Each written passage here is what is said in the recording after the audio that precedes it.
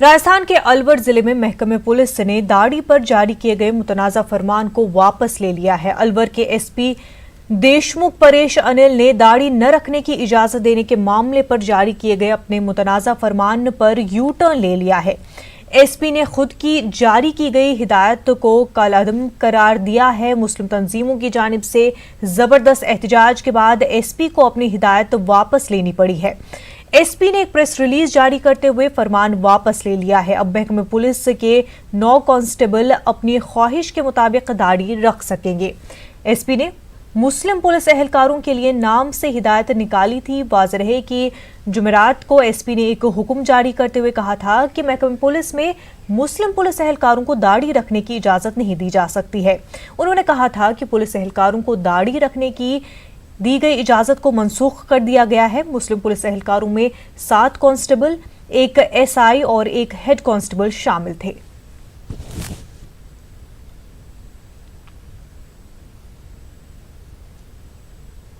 महाराष्ट्र में शिवसेना कांग्रेस एनसीपी हुकूमत साजी तय है। कांग्रेस और एनसीपी ने उद्धव ठाकरे को वजीर आला बनाए जाने पर इत्तेफाक का इजहार किया है। रियासत का अक़लियती तबका बिलखसूस मुसलमान भी शिवसेना के वजीर आला को कबूल करने को तैयार है। वाज़ेह है कि महाराष्ट्र के क़याम के बाद शिवसेना का रुख कभी मुस्लिम मुखालिफ रहा है तो कभी उत्तर भारतीय मुखालिफ रहा है। 1992 में बाबरी मस्जिद की शहादत के बाद मुंबई में फूट पड़ने वाले फसादात की इंक्वायरी करने वाली श्री कृष्ण कमीशन ने अपनी रिपोर्ट में शिवसेना को भी जिम्मेदार ठहराया था, लेकिन महाराष्ट्र के मुसलमानों का एक तबका माजी को भूलकर आगे बढ़ने की बात कर रहा है।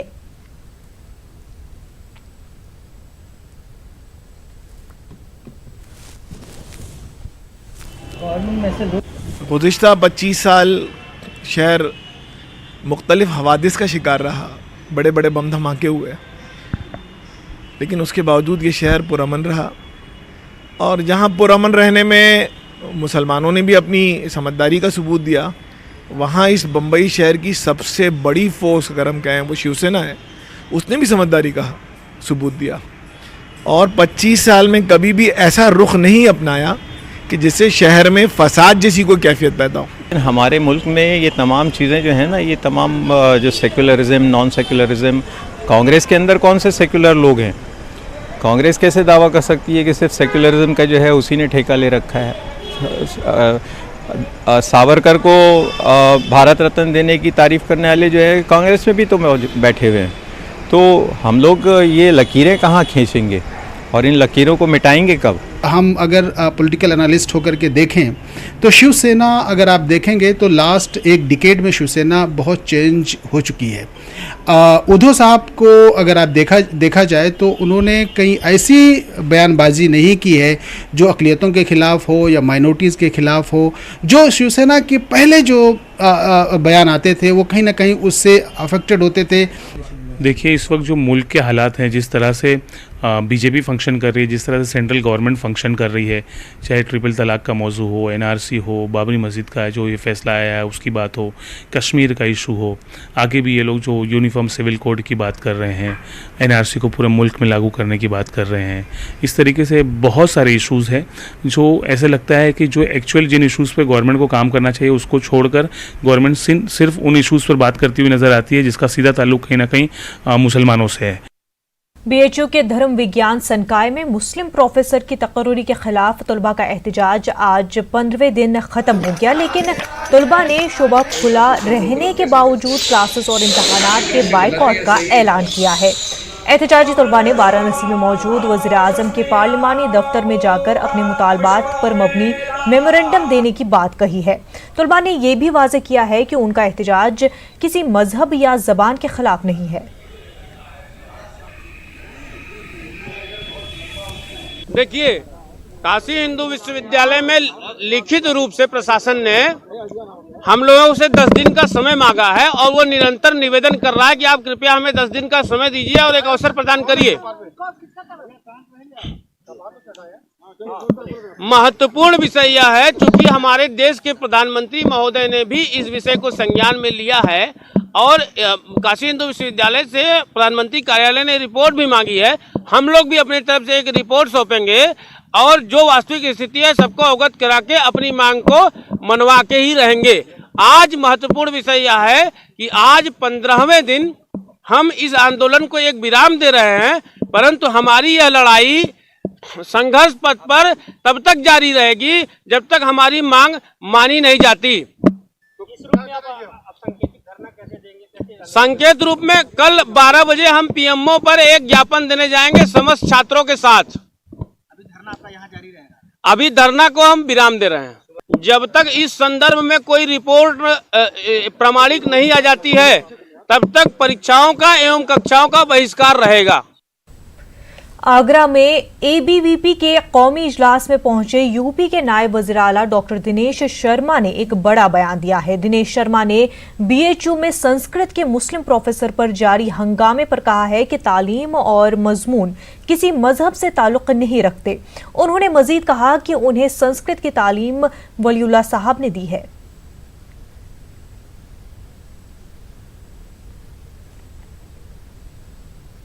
और हम लोग यहाँ पर इसीलिए आए हैं कि हम लोग विद्यार्थियों का समागम देखें। लेकिन आपने जो प्रश्न किया है, मैं इतना कहूँगा कि मैं इतना कह सकता हूँ कि अध्यापक की नियुक्ति अगर उस पर कोई शिकायत किसी को है तो निश्चित रूप में उसका विरोध करने का अधिकार सभी को है। जाति और धर्म किसी विषय का नहीं होता। मुझे भी संस्कृत पढ़ाया है, वलीउल्लाह खान साहब ने पढ़ाया था मुझे। लेकिन सर तो मैं ये कह सकता हूँ, बच्चों से बात की जाएगी और कि क्या उनका मांग है, और निश्चित रूप में शिक्षा और विषय का कोई धर्म नहीं होता। किसी भी जात का, रस्तोगी साहब हमारे वहाँ अरबी के अध्यक्ष थे, उर्दू के अध्यक्ष थे, तो वो जाति और धर्म के आधार पर शिक्षक को नहीं देखा जाना चाहिए। बाबरी मस्जिद, राम मंदिर, जन्मभूमि तनाज़ा अराजी पर सुप्रीम कोर्ट के फैसले के खिलाफ जयपुर में एहतजाज किया गया। शहर के एमडी रोड पर पीएफआई की जानिब से एहतजाजी मुजाहिरा किया गया है। एहतजाज में कसीर तादाद में लोगों ने शिरकत की। एहतजाजियों ने इस केस में इंसाफ का मुतालबा किया है।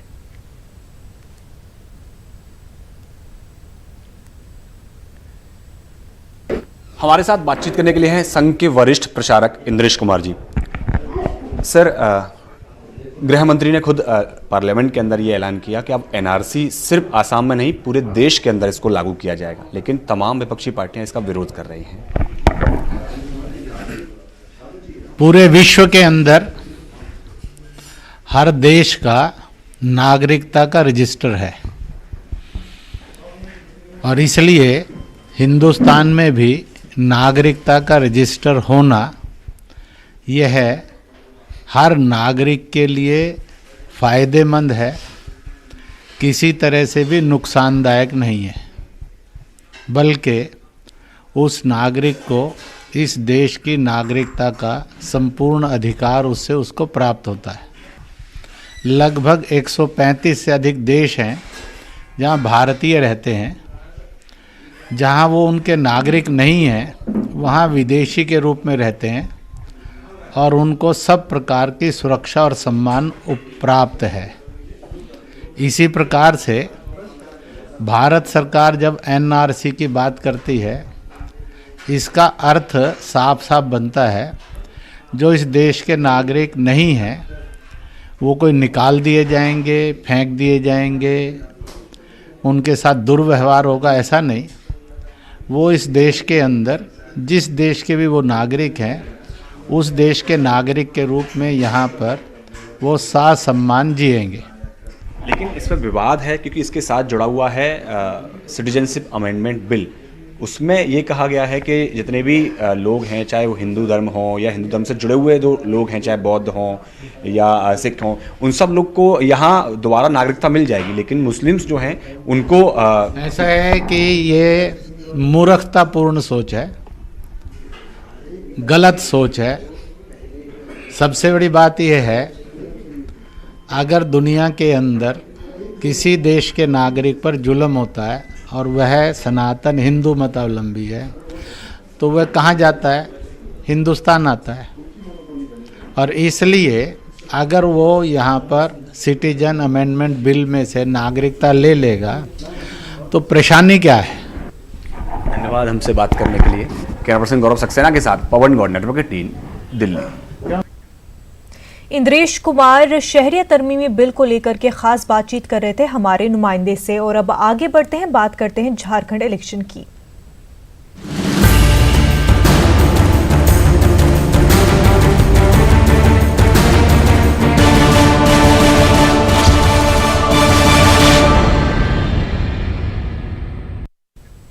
झारखंड में असेंबली इंतखाबात की सरगर्मी शबाब पर पहुंच गई है। तमाम सियासी पार्टियां अपने तौर पर तशहीरी मुहिम में जुट गई है। वहीं मुस्लिम दानिशवरों और उलमाए किराम जज्बात के बजाय सियासी सूझबूझ के साथ वोटिंग की अपील कर रहे हैं। खास रिपोर्ट।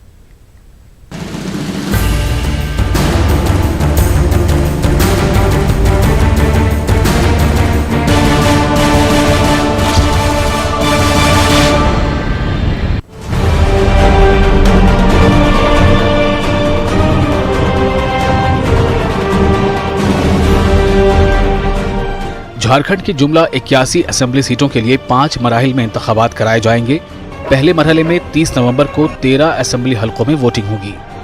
इस इंतखाब को लेकर रियासत में सियासी सरगर्मियां शबाब पर पहुंच गई हैं। दानिशवर और उलमा कराम इस इंतखाब में मुसलमानों से जज्बात की बजाय दानिशमंदी से काम लेने की अपील कर रहे हैं। हाथ जोड़ के गुजारिश करता हूं कि जज्बात में नहीं आए और ये सोचें किसी भी इलाकाई पार्टी को या जज्बात में ला के अपने तरफ वोट डाइवर्ट करने की जो कोशिश कर रहे हैं, उन लोगों को ये सोचना चाहिए कि इसको वोट देने से बीजेपी को फ़ायदा हो रहा है कि नुकसान हो रहा है। इसको अगर पैमाना बना लें तो रिजल्ट सामने उनको नज़र आएगा। मजलिस इत्तेहादुल मुस्लिमीन और मुस्लिम लीग भी पूरे दमखम के साथ इंतखाबी मैदान में उतरी है। दानिशवर हजरात और उलमाए कराम का मानना है कि इन पार्टियों के जज्बाती नारे अक्सर नौजवानों पर असरअंदाज होते हैं और देखा यह गया है कि इसकी वजह से सेकुलर वोटों का बिखराव होता है। इसलिए उलमा कराम ने पार्टी के बजाय अवामी फलाह के लिए काम करने वाले उम्मीदवारों के हक में वोट की अपील की है। अब हमको काम करने वाला चाहिए। पार्टी लेवल पर जो है किसी को आंख बंद करके वोट दे देना, ये मेरे एतबार से सही नहीं है। क्योंकि कभी कभी जिसको हम अपना नहीं समझते हैं, जिस पार्टी को, उस पार्टी के लोग अच्छा काम भी करते हैं, और जिसको हम अपनी पार्टी कहते हैं कभी कभी उसके लोग भी अच्छा काम नहीं करते हैं। मुसलमान अब आज़ाद है, वो किसी का बंधुआ मजदूर नहीं है। जिसको जहां लगेगा कि ये कैंडिडेट हमारे हक में बेहतर है, हमारे मुआशरे के लिए, हमारे समाज के लिए, उर्दू की तरक्की के लिए लड़ता है, हमारे रोज़गार के लिए लड़ता है, हमारे फलाह के लिए लड़ता है, तो हम उसके साथ हैं, चाहे वो किसी भी पार्टी और किसी दल से उससे कोई मतलब नहीं है। वाज़ेह है कि रियासत में तकरीबन 15% मुस्लिम आबादी है। यहाँ मुसलमानों की शिकायत है कि रियासत की तश्कील के बाद से अब तक किसी भी हुकूमत ने इनकी तरक्की के लिए खातिर ख्वाह कदम नहीं उठाया है। न्यूज़ 18 उर्दू के लिए रांची से नौशाद आलम की रिपोर्ट। भोपाल के 4 रोज़ा आलमी तबलीगी इज्तिमा के पहले दिन फर्जंदानी तौहीद को ईमान और यकीन के साथ तालीम के हुसूल की तलकीन की गई। आलमी इज्तिमा में शिरकत के लिए मुल्क और बैरून मुल्क से जमातों के आने का सिलसिला जारी है और अब तक 2315 जमातें भोपाल पहुंच चुकी है। आलमी इज्तिमा के पहले दिन इज्तिमाई निकाह का भी इनेकाद किया गया।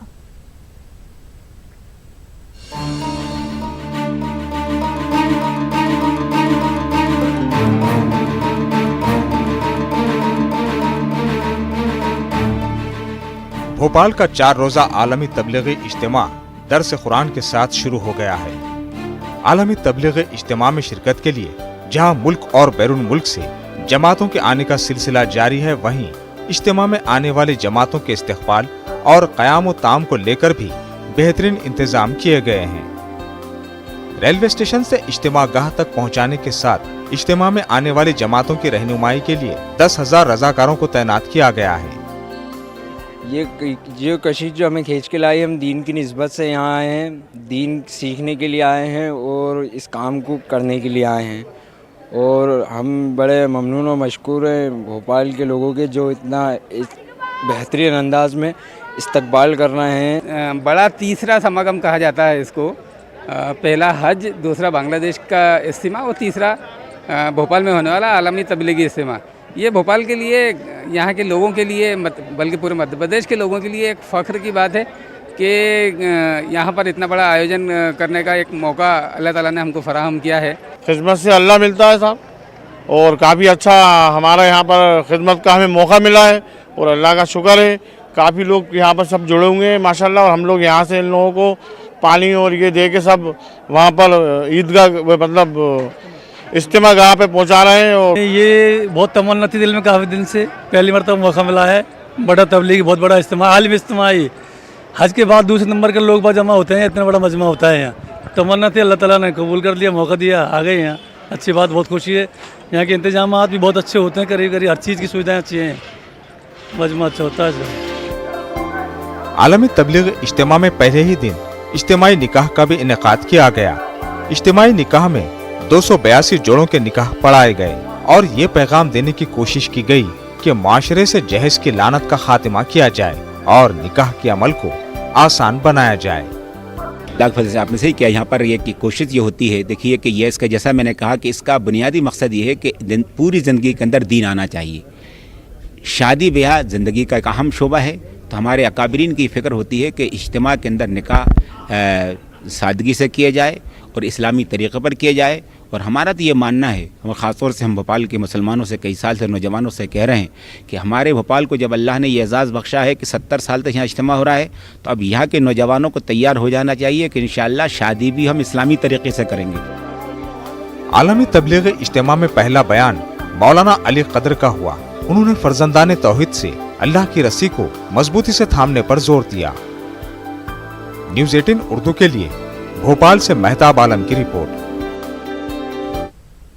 उर्दू अदब और इस्लामी अदबियात की अहम तरीन शख्सियतों में सैयद सुलेमान नदवी का नाम निहायत एहतराम व अक़ीदत से लिया जाता है।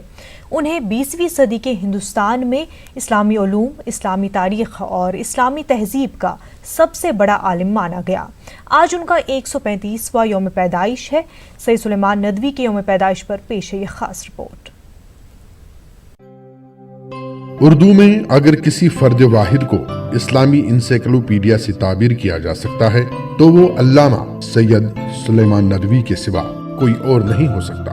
वो इस्लामियात के आलिम, सीरत निगार, तारीख दां, तज़किरा नवीस, मुहक्किक और बहुत सी काबिल कद्र किताबों के मुसन्निफ थे, जिनमें सीरतुन नबी को नुमाया हैसियत हासिल है। मौलाना सुलेमान नदवी 22 नवंबर 1884 को बिहार की राजधानी पटना के गांव देसना में पैदा हुए। इस छोटे से गांव ने जितने ग्रेजुएट और अरबी के आलिम पैदा किए, उतने शायद हिंदुस्तान के किसी और गांव ने पैदा न किए होंगे। उनके वालिद हकीम सैयद अबुल हसन सूफियाना और इल्मी मिजाज रखते थे। इब्तिदाई तालीम सुलेमान नदवी ने कस्बा फुलवारी में हासिल की और उसके बाद दारुल उलूम नदवतुल उलमा लखनऊ में पढ़ने गए। वहाँ उन्होंने अल्लामा शिबली नौमानी से इक्तिसाब इल्म किया और फारिग तहसील होने के बाद नदवा से ही वाबस्ता हो गए। सुलेमान नदवी अरबी जुबान पर बड़ी कुदरत रखते थे। दारुल उलूम नदवा के सालाना इजलास में उन्होंने पहली दफा अरबी में बरजस्ता तकरीर की तो अल्लामा शिबली इस कदर खुश हुए कि उन्होंने जलसे में अपना अमामा उतारकर उनके सर पर रख दिया। सैयद साहब ने कुछ अरसा अखबार अल हिलाल में मौलाना अबुल कलाम आजाद के साथ भी काम किया। कुछ अरसा महाराष्ट्र में पूना के दक्कन कॉलेज में फारसी पढ़ाते रहे। अल्लामा शिबली ने 1941 में इंतकाल से पहले उन्हें वसीयत की कि सब काम छोड़कर सीरतुन नबी तकमील और इशात का फर्ज अदा करें, जिस पर अल्लामा शिबली ने काम शुरू तो कर दिया था लेकिन मुकम्मल नहीं कर पाए। सुलेमान नदवी ने पूना की मुलाजमत तर्क कर दी और सीरतुन नबी की तसनीफ तालीफ के साथ अपने उस्ताद के कायम किए हुए दारुल मुसन्निफीन आजमगढ़ की तामीर और इस्तेहकाम में मसरूफ हो गए। सीरत का बेशतर काम उन्होंने जिस खूबी से मुकम्मल किया उसे देखकर सब हैरान रह गए। दारुल मुसन्निफीन आजमगढ़ भी उनकी मेहनत से मुल्क का एक अहम इल्मी इदारा बनकर उभरा। मौलाना ने जंग आज़ादी में भी भरपूर हिस्सा लिया। 1917 में उलमाए बंगाल के कलकत्ता इजलास की सदारत की और हुकूमत के जबर व तशद्दुद के खिलाफ वो जुर्रत आमेज खुतबा दिया कि लोगों के दिलों से अंग्रेजों का रौब जाता रहा। 1940 में अलीगढ़ मुस्लिम यूनिवर्सिटी ने उन्हें डॉक्टरेट की एजाज़ी सनद अता की। सुलेमान नदवी को तारीख और अदब से खास लगाव था। उन्होंने इस्लामी शख्सियतों के अलावा दुनिया की अहम हस्तियों के बारे में भी किताबें लिखी। मुसलमानों को दीन दुनिया दोनों से आगाह रखने के लिए उन्होंने महानामा मुआरिफ जारी किया, जिसे आज भी अपनी नौयत का काबिल कदर रिसाला माना जाता है। मौलाना की अहम तसानीफ में सीरतुन नबी, अरब व हिंद के ताल्लुकात, अरबों की जहाजरानी, सीरत आयशा, हयात शिबली, ख़याम और नक़ूश सुलेमानी शामिल है। शेर व सुखन का भी शौक था, चुनांचे अरमगान सुलेमान के उन्वान से शेरी मजमुआ भी शाया हुआ। सैयद सुलेमान नदवी एक इस्लामी आलिम ही नहीं बल्कि उर्दू अदब के भी नब्ज़ शनास थे। गालिब, हाली, शिबली नौमानी और अकबर इलाहाबादी जैसी अदबी हस्तियों के फन पर जो मज़ामीन उन्होंने तहरीर किए वो आज भी अदब के तालिब इल्मों के लिए मशअल राह हैं। 1950 में अल्लामा सुलेमान नदवी पाकिस्तान चले गए और 3 साल बाद कराची में 23 नवंबर को उनका इंतकाल हो गया। लंबे अरसे बाद राजस्थान वक्फ बोर्ड के चुनाव का प्रोसेस शुरू हो चुका है, लेकिन बोर्ड के साबिक चेयरमैन अबूबकर नकवी ने बोर्ड को कानूनी नोटिस रवाना किया है, जिसमें चुनाव के प्रोसेस को रोकने के लिए कहा गया है। उनके मुताबिक इस मामले में उनकी अर्जदाश्त सुप्रीम कोर्ट में ज़ेर गौर है, इसलिए जब तक सुप्रीम कोर्ट का फैसला नहीं आ जाता है चुनाव नहीं कराया जाना चाहिए। नोटिस में कहा गया है कि इस मामले में सुप्रीम कोर्ट में 26 नवंबर को समाअत है, जबकि 25 नवंबर को चुनाव कराए जा रहे हैं।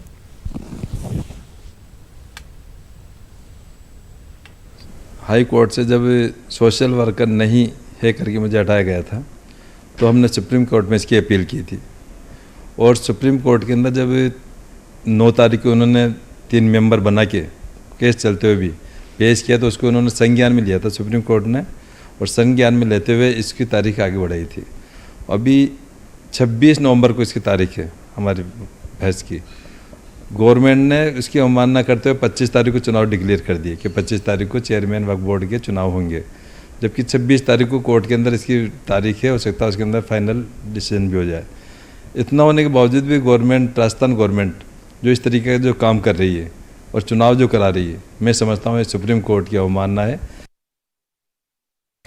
उर्दू की मोहब्बत, उर्दू की चाहत, उर्दू की नज़ाकत न सिर्फ दिलों को छूती है बल्कि दिलों को जोड़ती भी है। बेंगलुरु की एक सुहानी शाम में कुछ ऐसा ही मंजर नजर आया, आइए देखते हैं।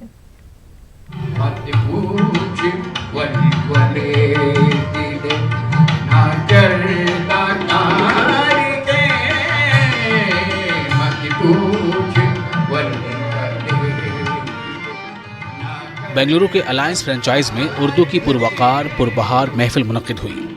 उर्दू अदब की 3 बड़ी शख्सियात फैज़ अहमद फैज़, फिराक गोरखपुरी और अहमद फराज की याद में ये खूबसूरत महफिल सजाई गई। हिंदुस्तानी संगीत के नामवर फनकार उस्ताद फैयाज खान, मारूफ बुजुर्ग फनकार हरिकिशन सिंह पहुआ और दीगर ने अपनी आवाज़, साज़ो गुदाज का जादू बिखेरते हुए उर्दू के अहम शोरा के कलाम को पेश किया।